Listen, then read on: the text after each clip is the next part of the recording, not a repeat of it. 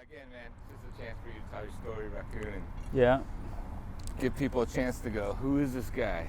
Okay. You know? Well- but I start, where were you born?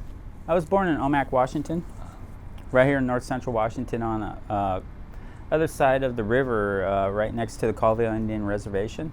Okay. Yeah. Were you raised with mom and dad, or what? I was raised by my dad. My mom and my dad met here in Seattle. My dad was working at Todd Shipyards at the time as a welder. And he ran into my mom, and she was straight from the northern Cheyanne res over in Montana, southeastern Montana right there. And they got together, and they had me, and my father came from big city, Toronto, Ontario. That's where the other half of my family is. Chippewa is the Georgina Island First Nations. And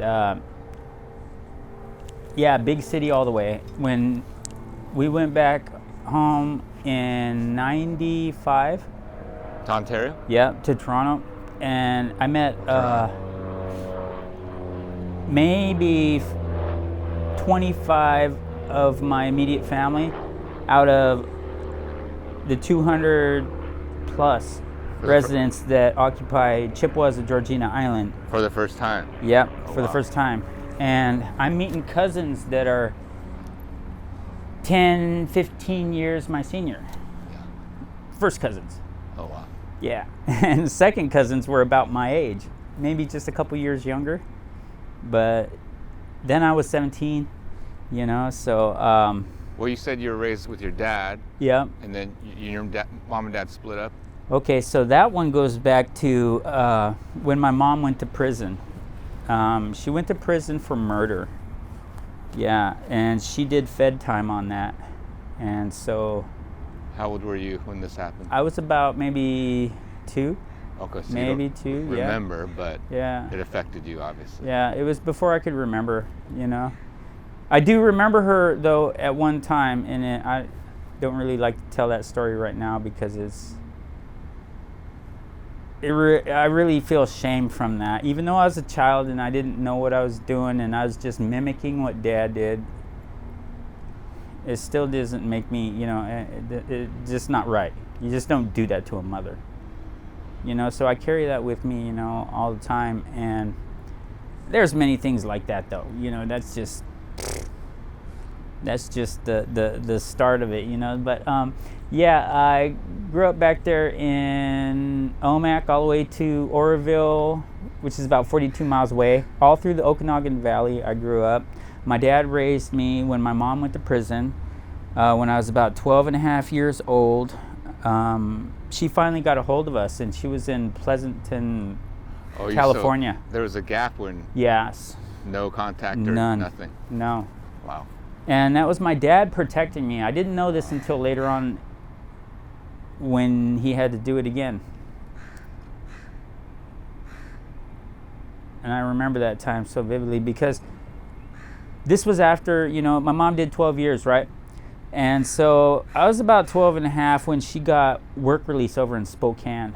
And she got to the halfway house, and that previous fall, I went out to see her, and she came out and saw me, you know, and we had a good, you know, first encounter, I guess you could say. Yeah, what was that like? I mean, the anticipation must have been nerve-wracking. Well, I wasn't so much nervous as so much anxious because I felt like, you know, I already knew her for some reason. Like she was a part of who I was. And it was the only reason that, you know, I went out there in the first place to go see her was because I wanted to see, you know, just exactly who she was. That's right. You know, my mom. Yeah, you know what of I mean? course. And I didn't care what she looked at. I didn't care where she came from. I didn't care what. I just wanted to see her. I just wanted to embrace her. I just wanted to, you know, say, where have you been? What's happening? You know what I mean?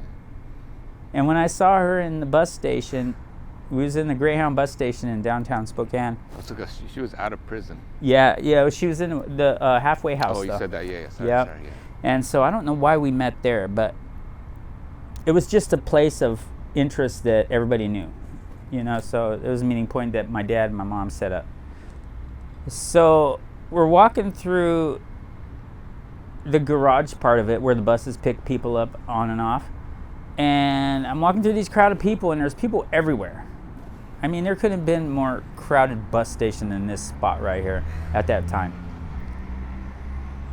And out of all those people, I picked out one person, and I ran through the crowd to that person.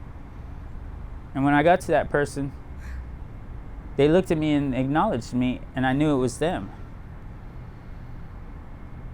And I just went and gave her the biggest embrace that I could give her. And we both knew that we were mother and son, That was about the most intimate time I've had with her.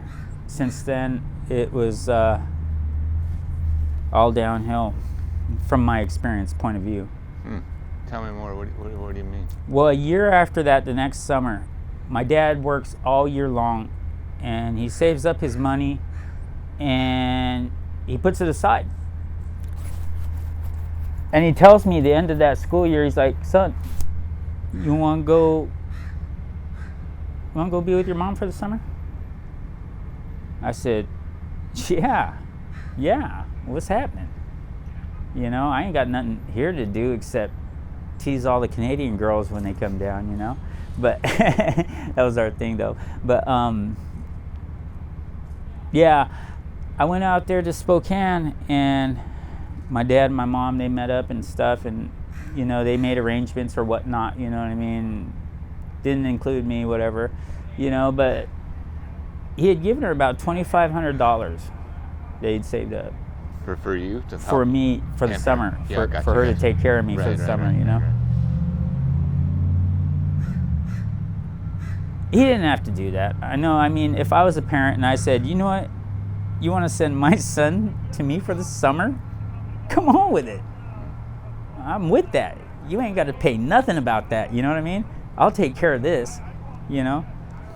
But he still came up with 25. Now, mind you, I don't know how he did it, because we survived off $490 a month, and that's him working full time.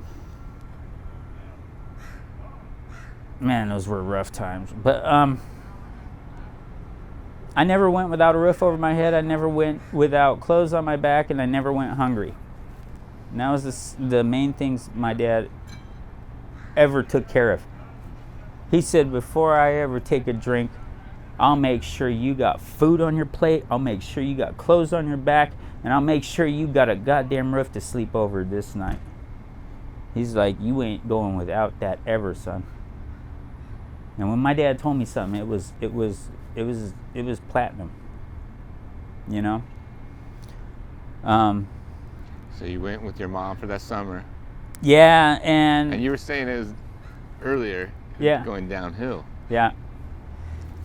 Well, I went over there with some friends, and my friends had taken upon themselves to chaperone, look out, caretake, whatever they were planning. But all my friends were years older than me. Mm-hmm.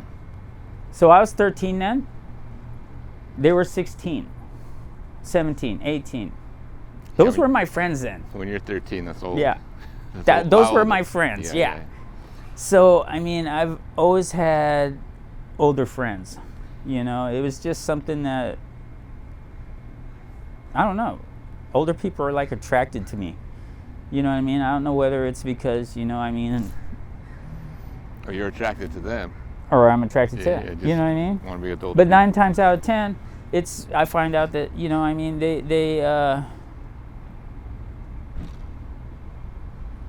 they see something like potential. And I hate to put it like that, but that's what they see. They see something that can be nurtured. Mm-hmm. And they wanted to be a part of something that was nurtured, because they knew that whatever was nurtured was going to be great. Then came the drugs and alcohol.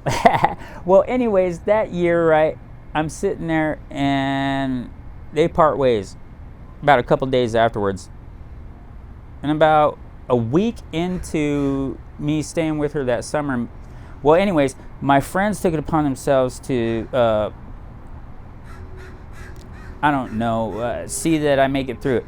So I grew up with this girl. Her name is Melena Lewis. And she's a friend of the family. She's family. I mean, she's like my sister, you know what I mean? Like my big sister. So she's with Andrea. She was the younger one. She was still older than me, but you know what I mean? She was like we were buddies, you know what I mean? You're living with your mom all together? Yeah, at her place in East Spokane, over on East Hartson there, right by Liberty Park. And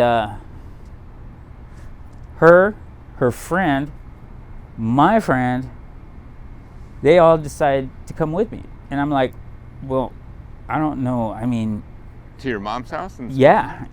And so we had to clear all this with my mom and my dad. And I'm going, they're not going to go for this shit, man, because that's a lot of people. I mean, look at how much cash my dad coughed up just for me. You know what I mean?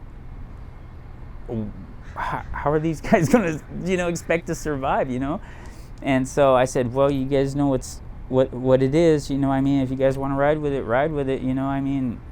Shoot, when shit hits the fan, I'll be there with you. And they're like, we know you will, but we're going to be here for you right now.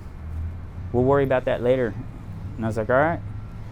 So LJ and Melena's friends stayed. It was some blonde chick, but she was kind of hot, but I don't know, she lost it. But anyway, so about a week into it, about a week and a half, I'd say, my mom had been drinking, and it was steadily getting, more progressive, because she was staying with her friend that had gangrene in his foot, and it had to be chopped off.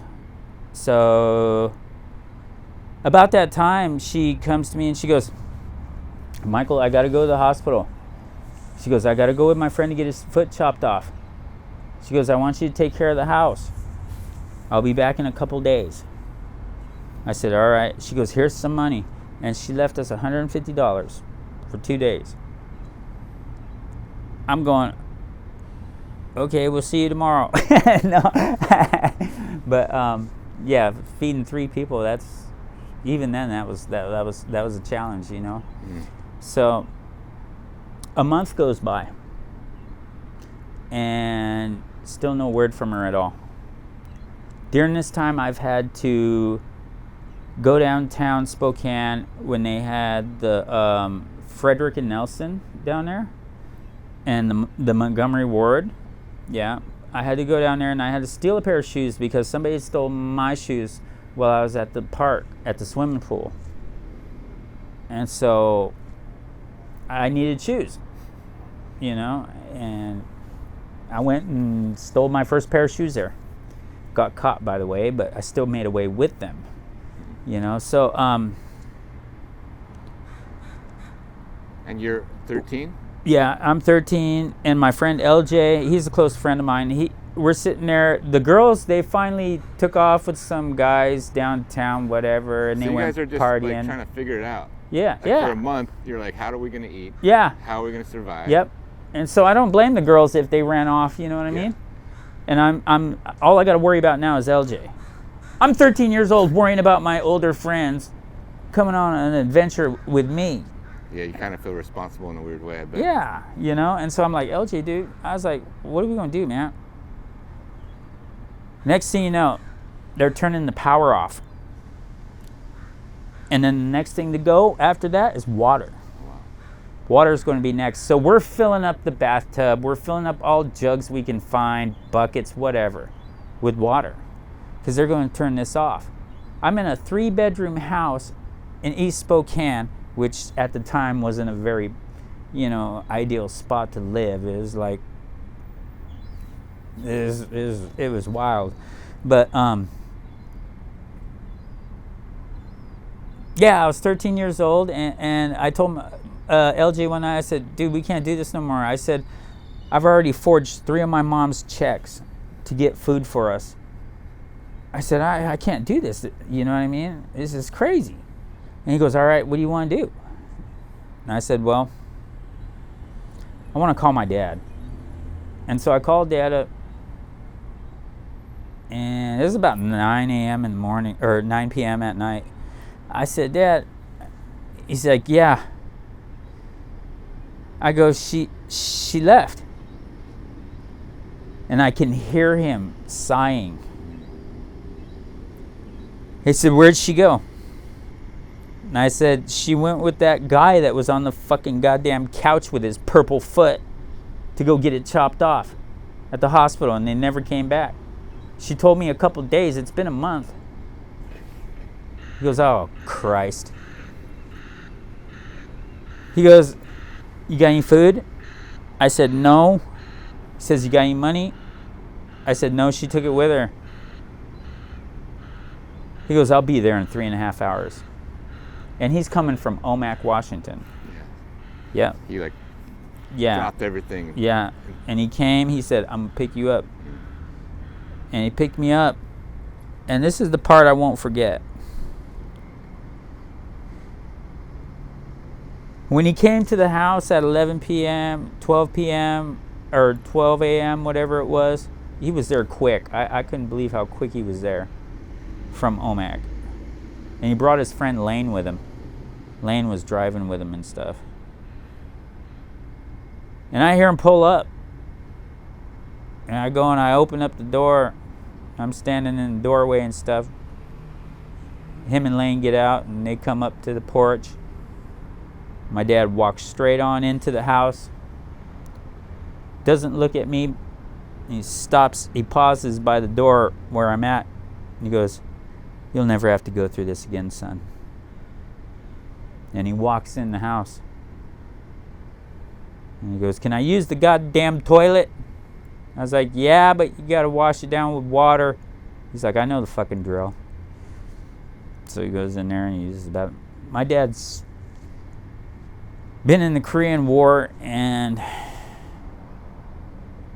to say he's not loco, you know, at the time, you know, when he had me was, you know, I mean, like, he's miraculous, you know what I mean? He's a miraculous man.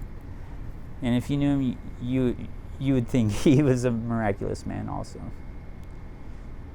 And I didn't know it at the time, but he had been protecting me that way ever since I was born. My uncles, when I went back to Toronto to visit them, they told me one night when my dad was passed out the story about how I came to be where I was at. And I was telling them my story, how I lived my life and stuff, and you know what I'd been through and stuff. And they were telling me, they're like, we fought so hard for you, Michael. I was like, what are you talking about? And they said, we were trying to take you from your father.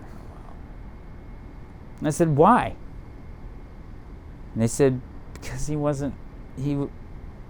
just financially couldn't take care of you, but somehow he did.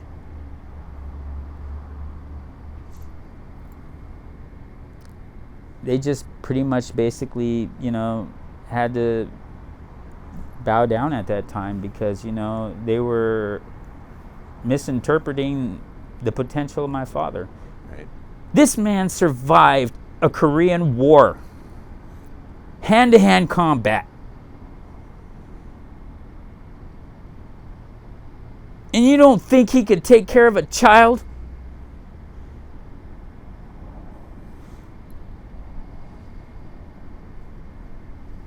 Yeah, I had my reservations about what they'd fucking pulled, and I told them that too. I said, that was bullshit. That was bullshit, man. How dare you guys fucking question my father? Your dad's still around? No, he's passed away. 2 months before I got out of prison the first time I was down in 1999, November 8th. Massive heart attack. He had a leaky heart valve, so they tried to replace it with a pig valve, and he wasn't going for it because he didn't want nothing foreign in his body, let alone a pig. And so my dad was really conservative in that line of thinking. So he opted for the other chance. And plus, you got 50% chance of dying on the table anyways. And it's like, who the fuck wants to go through those fucking odds? You know what I mean? Let me live. I'll figure it out when the Creator calls me. You know what I mean? And that's what he did. So, Michael, how long you been in Seattle? When did you Since come to 2002. Seattle? Oh, that's a long time. Yeah. So about 20 plus years. And have you been on and off the streets, or? Yeah. Prison, and treatment, prison.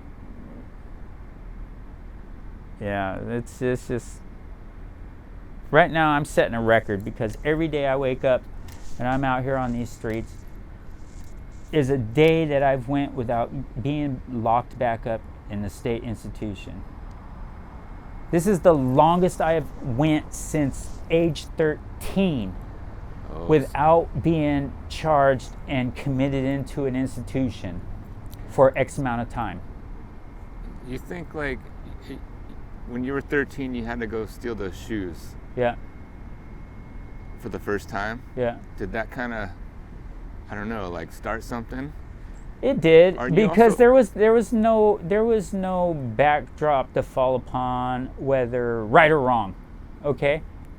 It was my own interpretation of, okay, well, I had to get something for myself, but I had to do something outside of everybody else's ways of doing it to do it.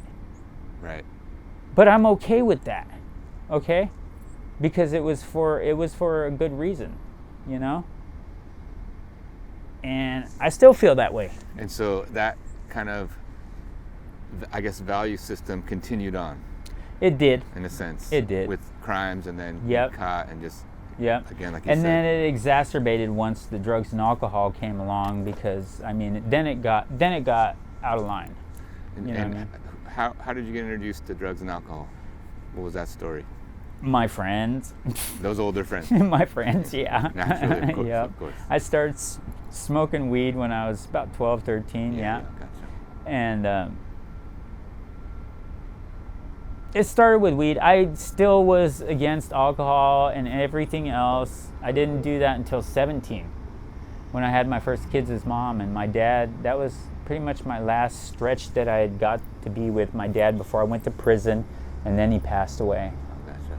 And this is the time when he took me back east to Toronto, you know, and go visit with family, you know, Anishinaabes. And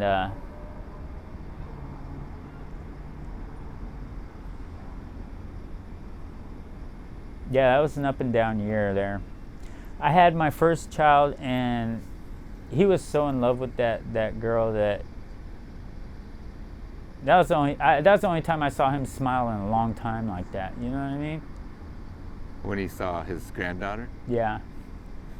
And that was the first time that I'd ever seen him cry, was when we was in Toronto and my baby was back here in the States. And we was over there for the holidays, basically all winter, you know. And he missed her so bad that he cried. That was the first time I'd ever in my life seen that man cry. Wow. Stoic. Yeah.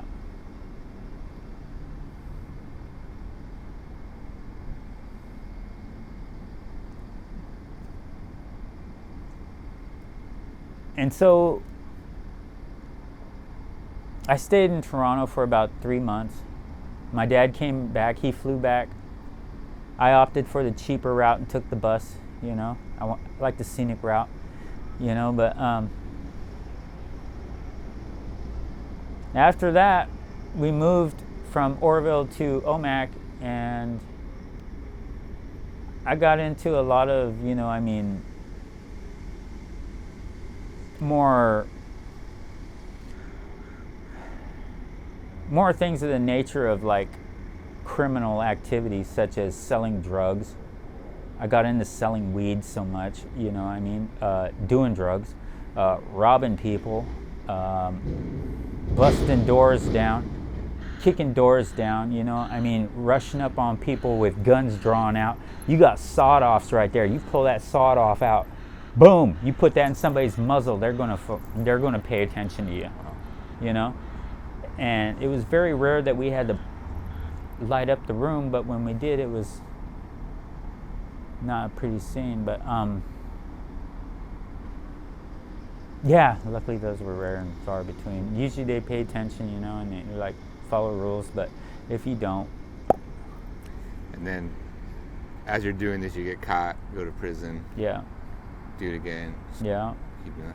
And tell me, your daughter's, let's see, you've had a daughter. Yeah. And while you're doing this, yeah. Wow. And so eventually I wound up prostituting my child's mother, selling drugs. I introduced her to intravenous drug use. I fucked the whole goddamn game up on that one. But yeah, I ruined a lot of people's lives then. You know, and I kind of exiled myself, if you will. I looked at it one day and I sat up with a head of clarity and I said, look, motherfucker, you're the problem here. Do you give a fuck about her at all, you piece of shit? Yeah, I do. Then do what you need to fucking do. And so I left. You felt like that was the solution. The better choice. That was the solution to it all. Than being in this person's life. I would not want my daughter around somebody like me. At all. You're still a good dad, Raccoon. Thank you. So I left. How long ago was that? That was in 2002 when I moved here to Seattle. Oh, so your daughter's 20 what? She's an adult now. Yeah. Yes.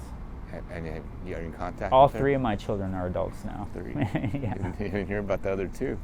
Well, the other 2 happened along me breaking up with the first mother, and then the second mother came along.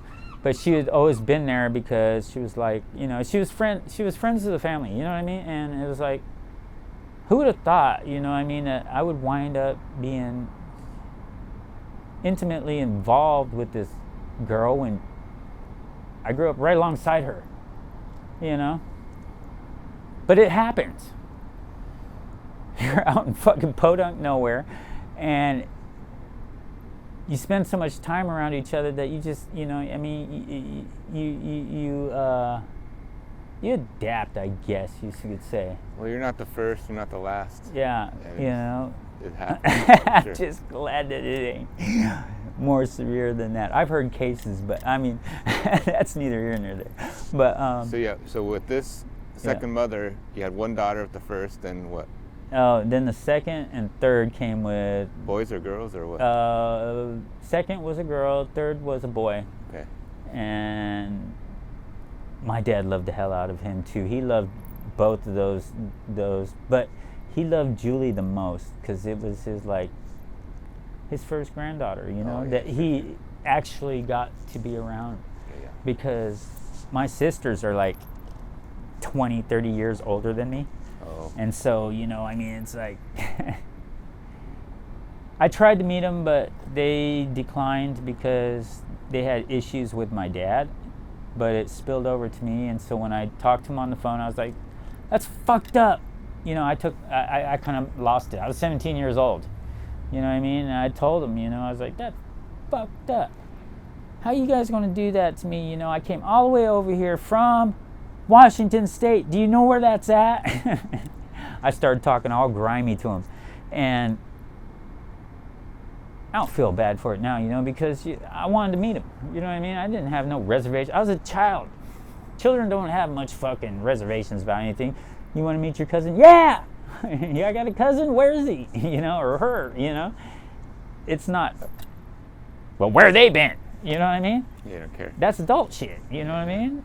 And so I was still in that mode, and I was like, that's fucking unfair. Why, you know what I mean?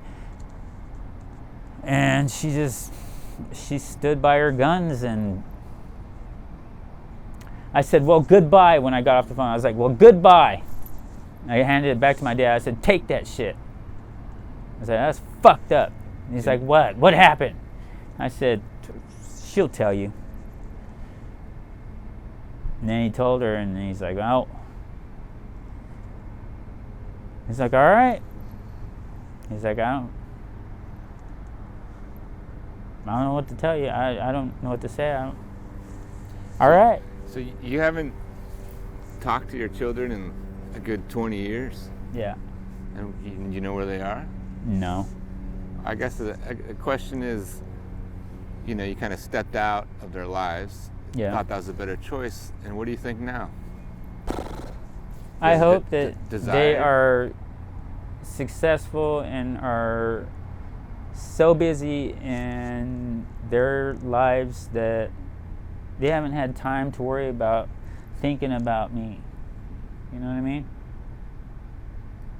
But I guess that's another selfish fucking answer right there, you know, on my part, because I'm still thinking about me first.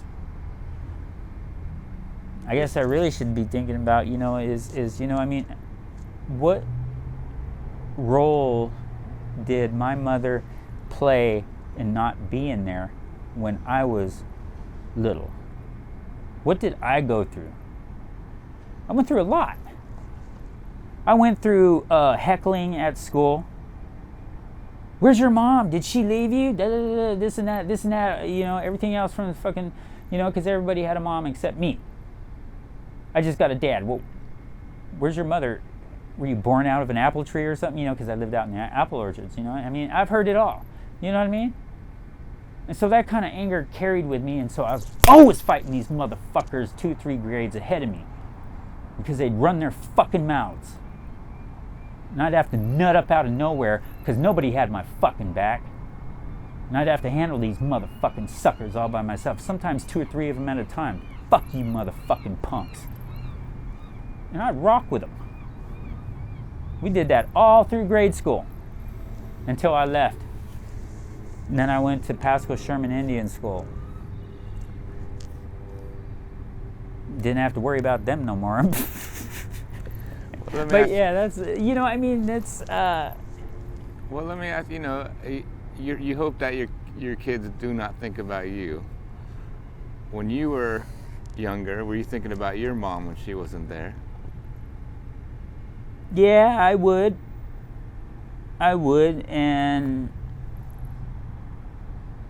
my dad was very, very, very protective of that area of talk. And I'd be like, Dad, when's my mom getting out of prison? He's like, I don't know, son. She hasn't wrote me back or sent me anything.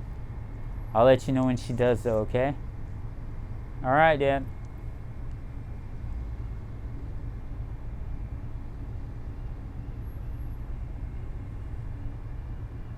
Yeah, he used to hide the letters too. He wouldn't let me know. You know, he just didn't, you know, just put it out there, you know. It was addressed to him, so he figured it's addressed to me. It's nobody else's business but mine. Right. You know, he used practicality in his favor sometimes, you know. Well, yeah, that just kind of reminds me of that whatever military, he was in the war, just... Yeah. Yep, that's what it was too. Rigidness. Yep. Very rigid, very rigid. You can pick that up, and you don't even know the man yet. Well, my grandfather's in the war too. Yeah, very, very, very fucking scheduled. Like every move they made was calculated. You know what I mean? Yeah. And that's the way he was, and you couldn't pull nothing over his eyes. I mean, the man was so acutely aware of what the fuck was happening. You'd be shaming yourself to even attempt to do something like that. And that's why most of the times I could never lie to my father. Yeah. He's like, what did you do? And I'd be like, don't ask those things. Dad, come on. Yeah, what did you do? You have to tell. Like, I didn't do nothing. What do you mean you didn't do nothing? You have to tell the truth. Fuck. Michael, is there something you want the people of Seattle to know? Yeah, I just want you guys to know that, you know, whatever you're going through in life, put a Band-Aid on it. And that Band-Aid is love. make sure you keep that Band-Aid on there too, because that's the only thing that's going to keep infection out. And infection is bad vibes, negative people, psychic vampires, people that'll suck you dry the moment you enter the room. And I wish you all best of health, best of health in life. And that's basically it. Thanks for your time, Michael. It's good to hear Yeah. your voice, man. All Thanks for right. sharing your story. Yep, not a problem.